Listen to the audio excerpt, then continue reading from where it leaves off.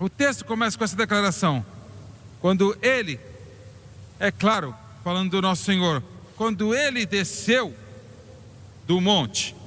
Está falando aqui do evento nos últimos 3 capítulos que são conhecidos como o Sermão na Montanha. E quando o Senhor terminou de pregar e entregar o maior sermão que já foi pregado no mundo, quando ele desceu até a base da montanha, a Bíblia diz que uma grande multidão o seguia. E quando chegamos nesse capítulo 8, entendendo que quando as escrituras foram originalmente escritas, não eram divididas por capítulos, era uma carta contínua. Mas neste capítulo 8, o Senhor mostrava para aqueles em Israel e mostra para nós hoje, quanto poder ele tem. Nós vamos ler neste capítulo que nos versículos 2 a 16, nós vamos ver o Senhor demonstrando o seu poder como Deus sobre enfermidades físicas e a maior enfermidade de todas, o pecado. E então, nos versículos 24 a 25, nós vemos o Senhor demonstrando o seu poder como Deus na natureza. Então, nos versículos 28 a 32, nós vemos o Senhor demonstrando a sua autoridade como Deus sobre espíritos demoníacos. Agora, eu falei tudo isso e dividi por esta razão. Se o Senhor pode lidar com a enfermidade, com o pecado, com a natureza e espíritos demoníacos, seja o que for que você estiver vivendo, Ele pode lidar com você. Você entendeu isso nesta manhã? Deixa eu dizer isso novamente. Se Ele pode lidar enfermidades físicas, se Ele pode lidar enfermidades espirituais, se Ele pode ter controle dos elementos da natureza a si mesmas, e se Ele pode tomar autoridade contra espíritos demoníacos, não há nada na sua vida que o Senhor não pode cuidar. Ele pode cuidar das suas coisas, Ele pode cuidar das suas contas, Ele pode cuidar das suas enfermidades, Ele pode cuidar do seu divórcio, Ele pode cuidar dos seus filhos no pecado, Ele pode cuidar dos poderes das trevas que estão vindo para matar, roubar e destruir. Nunca minimize o poder de Deus. Ele tem o poder. Ele tem o poder para pegar nada e criar tudo. Ele tem o poder de transformar o pecador para um santo, olha, num piscar de olhos. Ele tem o poder para ressuscitar o morto, abrir os olhos cegos, destampar os ouvidos do surdo e fazer o aleijado andar e os leprosos purificados, porque Ele é Deus. E você não tem nada, desculpa a minha gramática aqui de Louisiana, mas você não tem nada que é difícil para Deus. Com a gramática ruim e tudo mais, você não tem nada, meu amigo, que Jesus Cristo não conquistou na cruz do Calvário.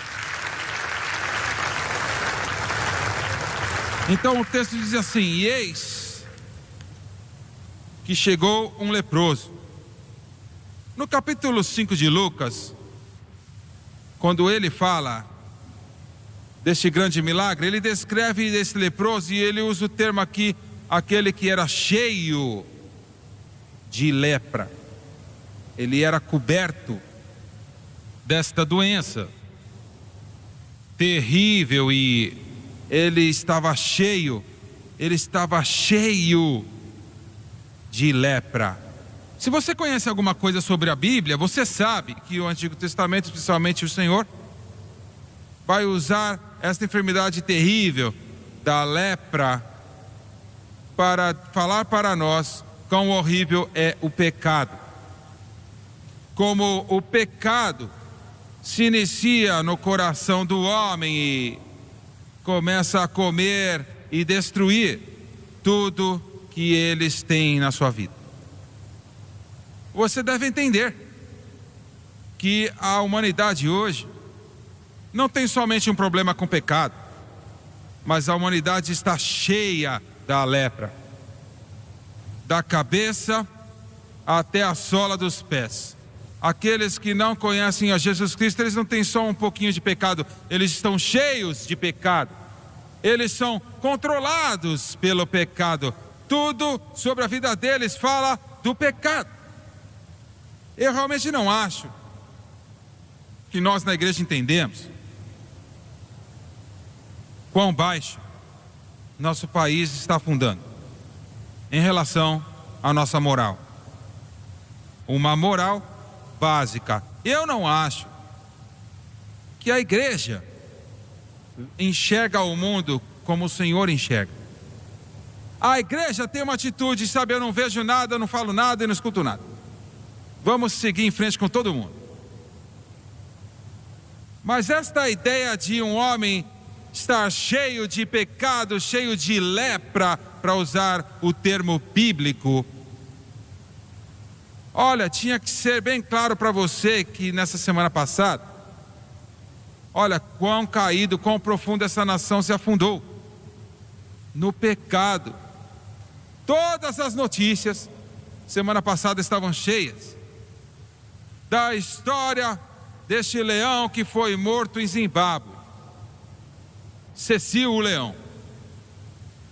E tudo que eles estavam nervosos e olha, as notícias e a mídia estava falando, todo show de televisão das notícias, tudo que eles estavam falando é que algum leão tomou um tiro e foi morto. Ele era um tesouro nacional, pode ser até verdade, mas ao mesmo tempo que a mídia estava jogando isso nos nossos lares, no mesmo momento, vídeos foram liberados sobre o planejamento familiar e como que eles pegaram bebês abortados e estavam coletando e vendendo partes dos seus corpos. Até com um deles sentado na mesa, estavam bebendo seu vinho, dando risadas e falando quanto essa parte do bebê, esse órgão custa. E ela falou assim, uma delas falou assim, eu quero comprar uma Lamborghini, poxa, que custa $250 mil, e isto vai me ajudar. Deus nos ajude. Você está vivo? Deus nos ajude. Quando nós, como um povo, nós nos levantamos e falamos de um animal morto, mas não vamos falar nada sobre bebês que estão sendo assassinados no ventre de suas mães e os seus órgãos estão sendo coletados e vendidos por dinheiro. Deus nos ajude. Deus nos ajude. Que tipo de povo nós somos? Que tipo de povo nós nos submetemos? Por quê? Por que é que a igreja está de braços abertos? Escute, houve mais de 54 milhões de abortos de bebês desde que o aborto se tornou legal. O mundo não vai falar nada sobre aquela criança assassinada, porque o aborto é um assassinato. E não é um feto, não. Mas no momento da concepção, é um ser humano, criado por Deus. Criado por Deus. E eles não têm uma voz. Eles são os menores dos nossos cidadãos em relação aos seus direitos. Ninguém vai falar por eles. O mundo não vai falar por eles. Mas a igreja deveria estar falando por eles. A igreja deveria estar se levantando e falando: meu Deus, você perdeu sua mente. Isso não é um cachorrinho. Isso não é um ser humano que você está destruindo. E ainda para aumentar esse insulto, eles estão fazendo dinheiro vendendo as partes de bebês. Meu Deus, Deus nos ajude. Deus nos ajude. Deus nos ajude quando a igreja, olha, boceja e não fala nada, que a igreja se tornou complacente. A igreja está complacente e está aceitando este ato demoníaco. E eu falei sobre isto quarta-feira no programa da minha mãe.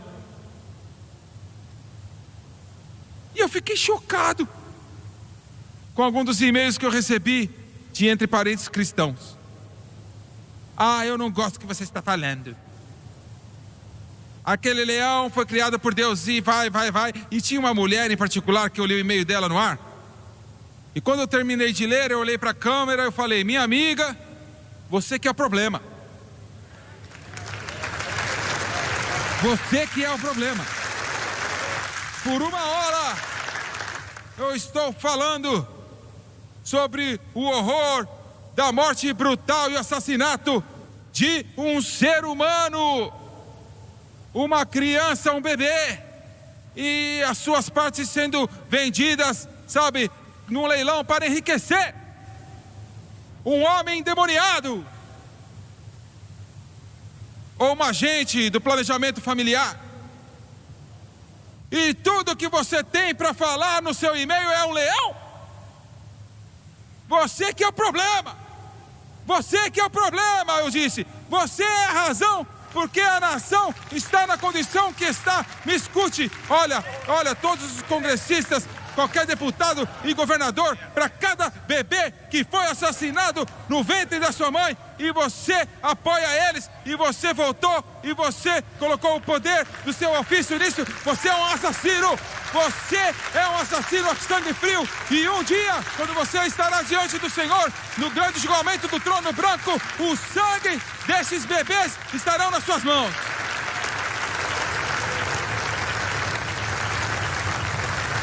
Mas a igreja está se esquivando da sua posição da moralidade.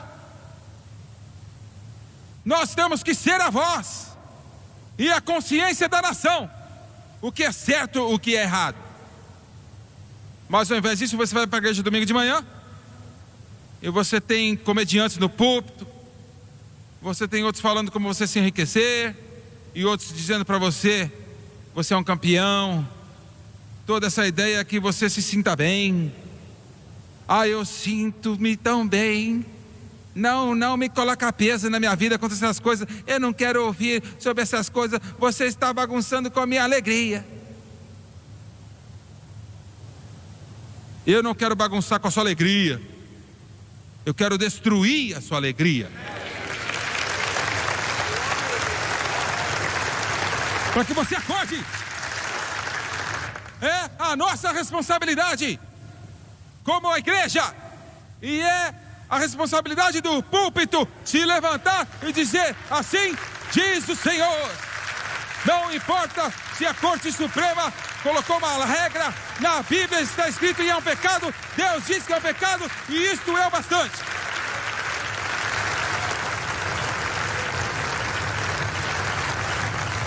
Do topo da cabeça até a sola dos pés, a igreja está enferma, não há nenhuma saúde, está cheia de feridas podres. E nós viramos nossas costas para Deus, e o nosso copo de iniquidade está derramando. Estamos tentando ter uma festa, e as pessoas estão morrendo, indo para o inferno. Deus nos perdoe.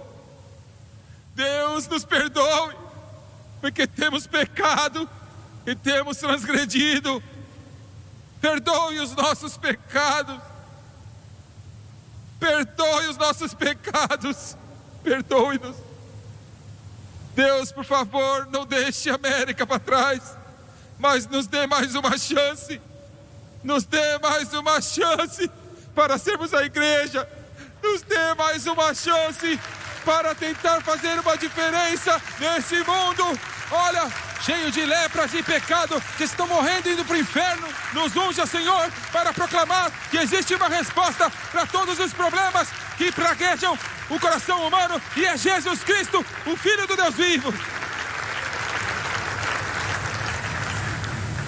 Precisamos de alguns Joãos Batistas para se levantar e dizer: arrependam-se, arrependam-se. porque o reino de Deus está às portas e vamos trazer bons frutos, senão você vai ser cortado e lançado no fogo e queimar no fogo que não se apaga. Isso deixa as pessoas bravas. Quem se importa? Você vai ofender alguém. Muito bem, muito bom. Eu espero que eu pise em cima do seu dedão e você acorde e diga: meu Deus, o que eu estou fazendo? O que eu estou fazendo? Precisamos retornar para o altar. Temos que voltar para a justiça e santidade e ficar lá e se levantar por alto.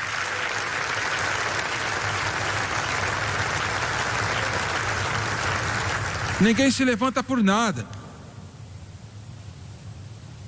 A Bíblia,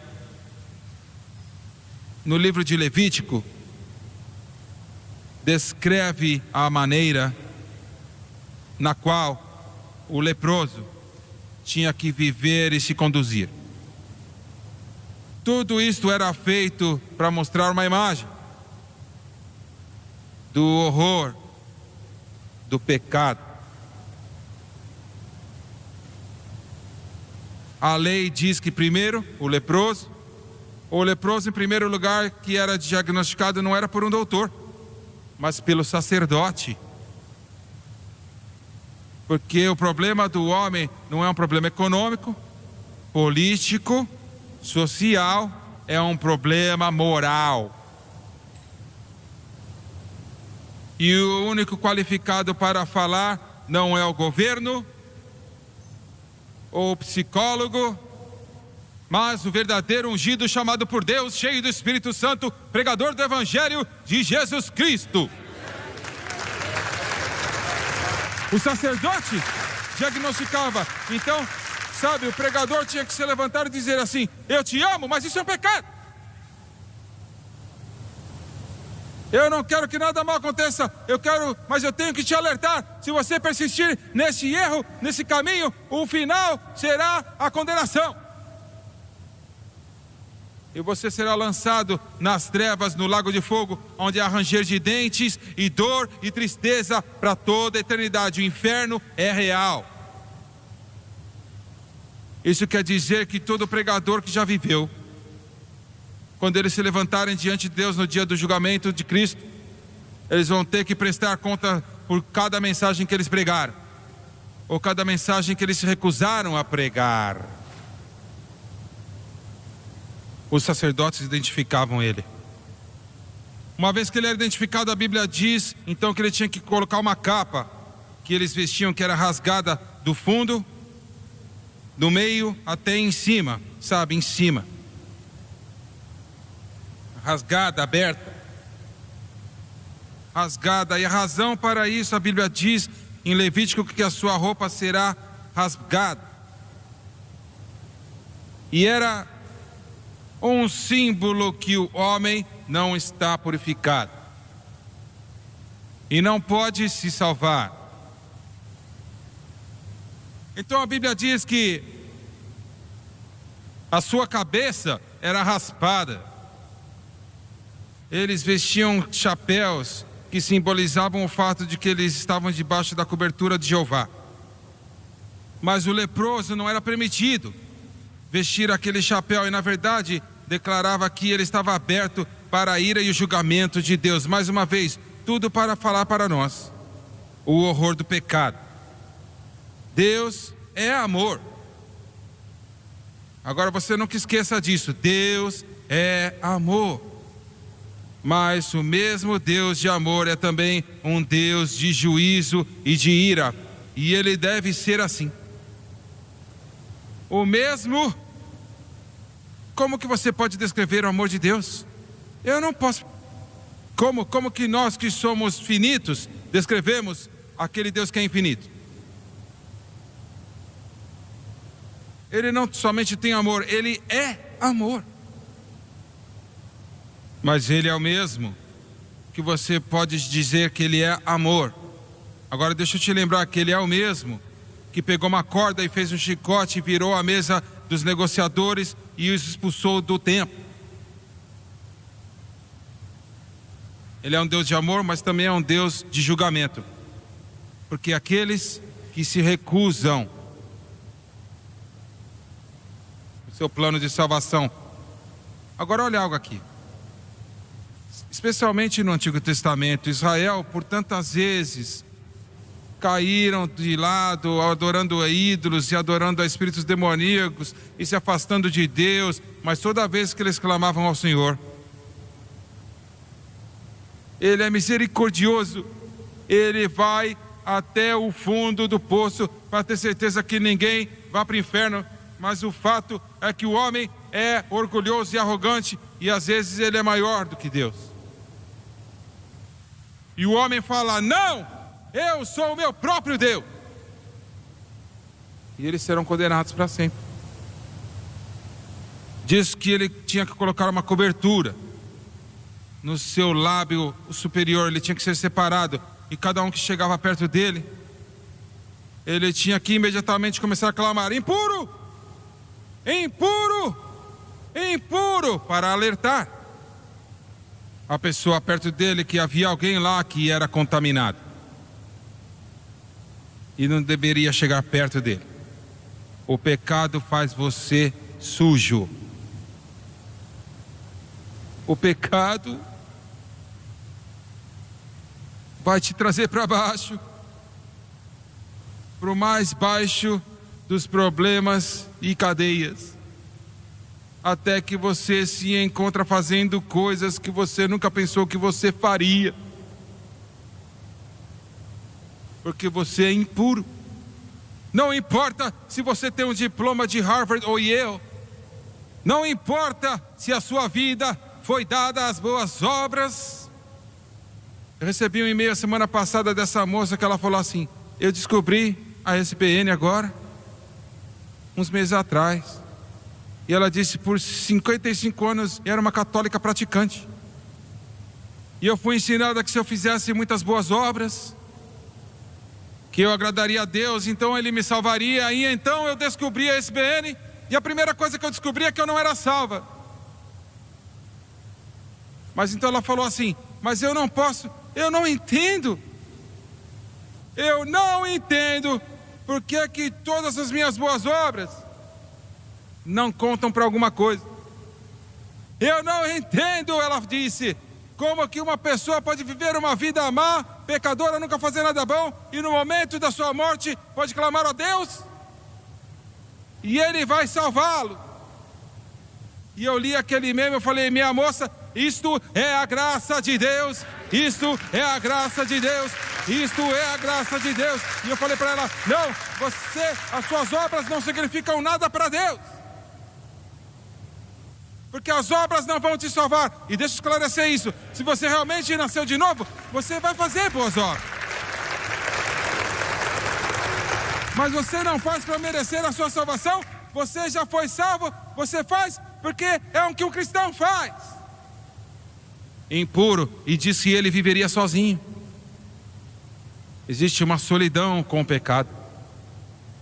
O homem tenta se encher essa solidão com álcool e drogas e jogatina, imoralidade sexual e todo tipo de comportamento que uma pessoa pode inventar, tudo tentando encher aquela solidão no seu coração. O Billy Graham fez uma declaração, eu acho que foi uns 40 anos atrás.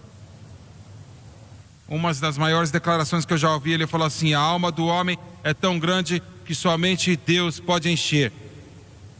Somente Deus pode preencher.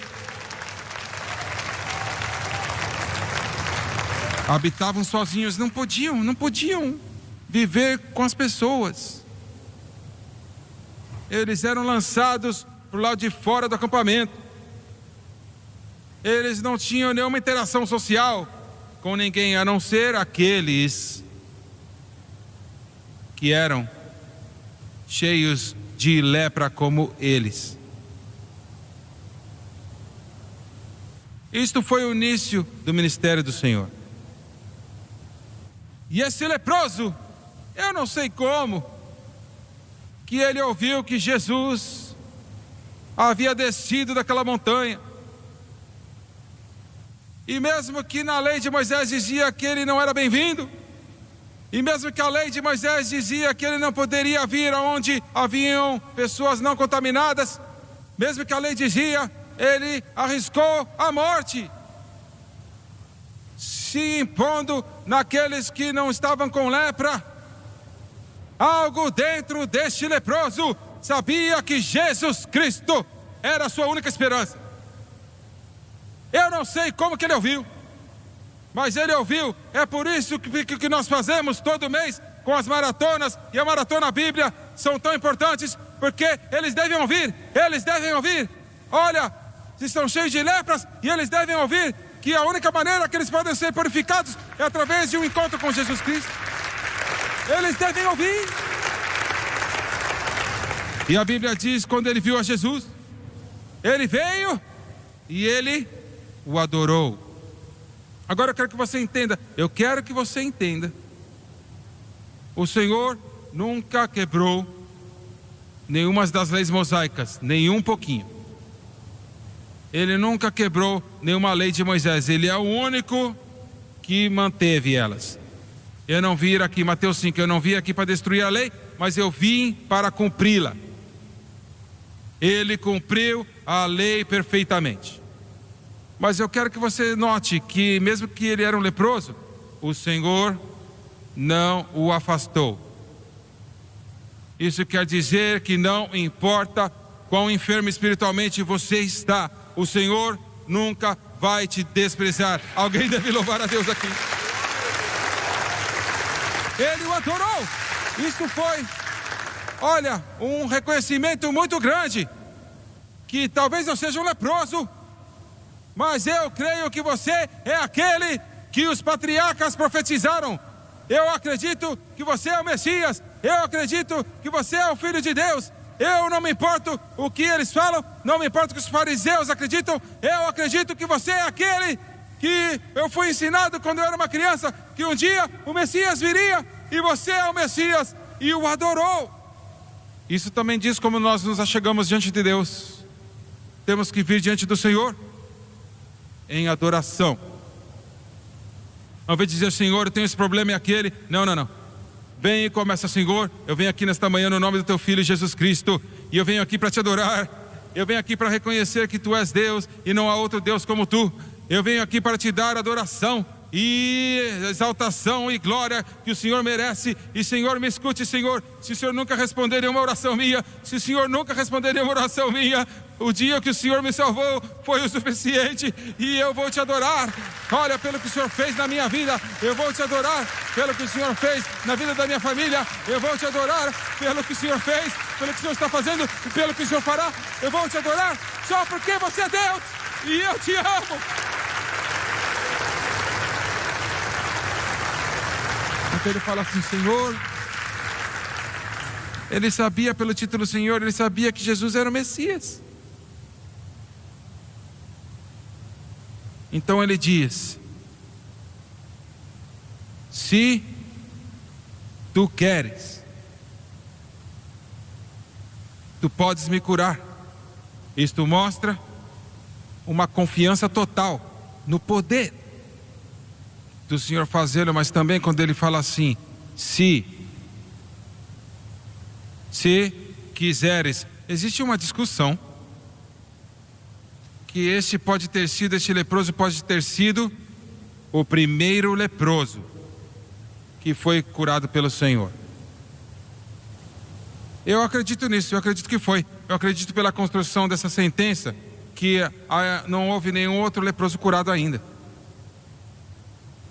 Não havia dúvida no seu coração que o Senhor tinha o poder, mas havia dúvida no seu coração se o Senhor queria ou não. Você está entendendo isto? Ele era convencido no seu coração e na sua mente que ele poderia fazê-lo. Ele pode fazê-lo. Se ele pode trazer os filhos de Israel da prisão do Egito, ele pode fazer isso. Se ele pode abrir o Mar Vermelho, ele pode fazer. Se ele podia abrir o Rio Jordão, ele podia fazê-lo. Se ele pode derrubar as muralhas de Jericó, ele pode fazê-lo. Se ele pode pegar um adorador de ídolos chamado Abrão e transformá-lo em Abraão, o pai de muitas nações, ele tem o poder. Se ele pode ungir Davi como menininho para pegar 5 pedras e matar Golias, e pular em cima daquele cadáver, e pegar a espada na sua mão, e cortar a sua cabeça, Ele tem o poder. Mas será que Ele vai fazer por mim? É isso que a igreja, assim que a igreja está.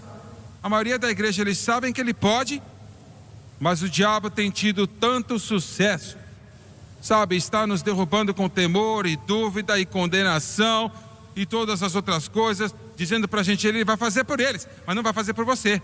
Ah, sim, Ele pode fazer por eles, mas Ele não vai fazer por você. Não, não vai fazer por você não. Olha lá aquela igreja lá, sabe aquela moça sentada lá? Olha, ela não vem por 3 domingos, em 3 meses. E toda vez que ela vem aqui, ela senta e unge ela com óleo, ela é curada e você não foi curado ainda. Ah, Ele vai cuidar das contas dele lá, ó, mas não vai cuidar das suas contas não, viu? Você não é nada, você não é importante. Ah, você está numa classe separada. Não existe isto, uma classe separada no reino de Deus. Nós somos todos filhos de Deus, somos todos co-herdeiros com Jesus Cristo, e todos nós fomos feitos para sentar em lugares espirituais, e as promessas de Deus são sim e amém para todos os filhos de Deus. Se você quiser. Se quiserdes, podes tornar-me limpo. Essa palavra limpo quer dizer uma restauração completa, de um estado para outro. Um momento eu sou um leproso fora do acampamento, mas se você me fizer limpo, eu terei uma restauração completa e vou voltar para a sociedade, voltar para minha família. Eu não serei um leproso, eu serei limpo. Somente Jesus pode fazer um pecador limpo. Olha, não é quantas resoluções de ano novo você faz, mas é um encontro com Jesus Cristo. Então a Bíblia diz, e Jesus, eu amo isso, estendendo a sua mão, tocou-lhe. Olha. Ele explica um pouquinho aqui. Se Jesus tivesse tocado um leproso na sua enfermidade de lepra, ele teria quebrado a lei de Moisés e se tornaria contaminado. Então, o que você quer dizer? Ele estendeu a mão e... peraí, mas ele se tornaria contaminado? O próprio ato dele pegando a sua mão, e ele falou assim: eu quero. Olha, no ato dele dizer a sua palavra, pelo próprio ato da sua palavra, você tem que ver, aqui está um leproso, aqui, e Jesus olha para ele: você vai fazer isso? Eu quero,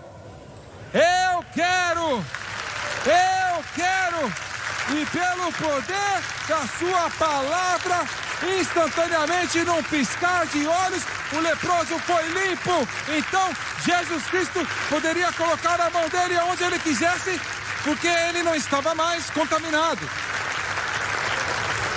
Você está entendendo isso? Você entendeu isso? Você não pode tocá-lo, ele tem lepra. Quê? Cadê a lepra? Ele estava coberto, peraí. Ele está limpo. Olha, eu vim aqui para te dizer isso essa manhã. O Senhor ainda está dizendo: eu quero. Ele ainda está dizendo: eu quero. Eu vou te salvar, eu vou te curar, eu vou te libertar. Eu tenho que correr. Olha, eu fiz isso aqui, olha. Eu quero. Deixa eu te dar alguns exemplos de eu quero. Eu quero estabelecer a minha aliança. Eu quero lembrar da minha aliança. Eu vou abençoar aqueles que te abençoam. Eu não vou te deixar. Eu te darei o pão para comer. Eu te darei o melhor da terra. Eu te tirarei da aflição. Quando eu ver o sangue, eu passarei por cima. Eu não colocarei nenhuma das enfermidades dos egípcios em você. Eu trarei pão dos céus para você, como eu estive com Moisés. Eu estarei com você. Eu te darei a chuva na boa estação. Eu te darei paz na terra. Eu andarei entre vós. Eu levantarei um profeta. Eu não vou falhar. E eu não vou te esquecer. Alguém tem que louvar. Eis que eu farei algo novo em Israel. Eu salvarei o meu povo. Eu perdoarei os seus pecados. Eu curarei a sua terra. Eu removerei a sua perversão. Eu te libertarei. Eu te resgatarei. Eu te responderei e te mostrarei grandes coisas ocultas que não sabes. Eu partirei. Eu te trarei novo espírito. Eu derramarei do meu espírito sobre toda a carne. Sobre esta rocha eu edificarei a minha igreja. Sobre esta rocha eu edificarei a minha igreja. Sobre esta rocha eu edificarei a minha igreja. Eu te darei as misericórdias de Deus. Eu terei misericórdia daqueles que eu tenho misericórdia. Eu terei compaixão. Mas esse aqui é o melhor. Eu voltarei. Eu voltarei. Eu voltarei. Eu voltarei. Eu voltarei. Levante-se nesta manhã. Cantores e músicos, voltem para cá. Ele está dizendo, eu quero. Ele está dizendo, eu quero. Ele está dizendo, eu sou dono da prata, do ouro e dos gados de 1000 colinas. Eu sou dono do óleo debaixo da terra. Eu sou o curador. Eu sou o libertador. Eu sou o salvador. Eu sou o batizador. Tudo que você precisa. Enquanto a minha palavra diz eu quero. Eu não sei o que eles vão cantar. Mas eu não quero nenhum funeral, tá? Alguns de vocês vieram aqui nesta manhã com um problemão. Não vou acabar, eu tenho mais para dizer, mas deixa para lá.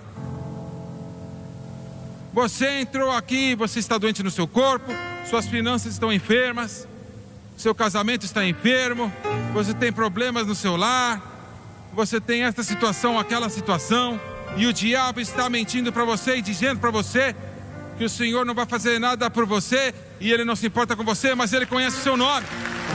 Ele conhece o seu nome. Ele conhece o seu nome. E eles vão começar a cantar. Se você tem uma necessidade, eu quero que você saia de onde você está. E eu quero encher aqui este octágono.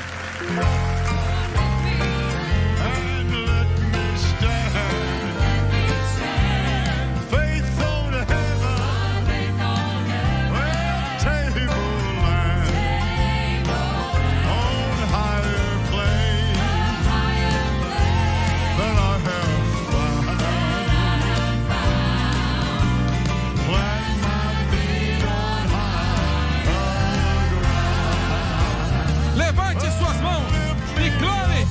Ele fará. Ele fará. Eu não sei quando, eu não sei aonde, eu não sei como, mas Ele fará. Ele vai te curar.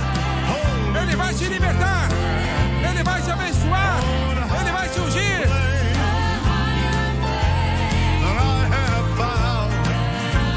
Vamos, louve.